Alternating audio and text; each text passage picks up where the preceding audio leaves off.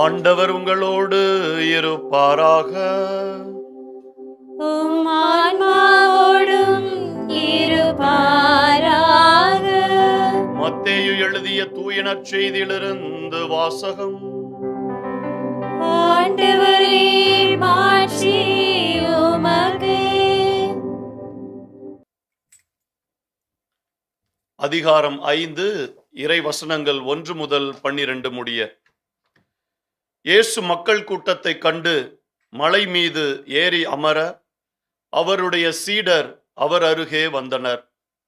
அவர் திருவாய் மலர்ந்து கற்பித்தவை. ஏழையரின் உள்ளத்தோர் பேறு பெற்றோர், ஏனெனில் விண்ணரசு அவர்களுக்கு உரியது. துயருருவோர் பேறு பெற்றோர், ஏனெனில் அவர்கள் ஆறுதல் பெறுவர். கனிவுடையோர் பேறு பெற்றோர், ஏனெனில் அவர்கள் நாட்டை உரிமை சொத்தாக்கிக் கொள்வர். நீதி நிலைநாட்டும் வேட்கை கொண்டோர் பேறு பெற்றோர், ஏனெனில் அவர்கள் நிறைவு பெறுவர். இரக்கமுடையோர் பேறு பெற்றோர், ஏனெனில் அவர்கள் இரக்கம் பெறுவர். தூய்மையான உள்ளத்தோர் பேறு பெற்றோர், ஏனெனில் அவர்கள் கடவுளை காண்பர். அமைதி ஏற்படுத்துவோர் பேறு பெற்றோர், ஏனெனில் அவர்கள் கடவுளின் மக்கள் என அழைக்கப்படுவர். நீதியின் பொருட்டு துன்புறுத்தப்படுவோர் பேறு பெற்றோர், ஏனெனில் விண்ணரசு அவர்களுக்கு உரியது.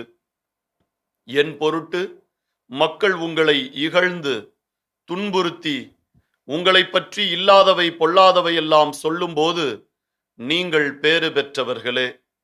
மகிழ்ந்து பேருவகை கொள்ளுங்கள், ஏனெனில் விண்ணுலகில் உங்களுக்கு கிடைக்கும் கைமாறு மிகுதியாகும்.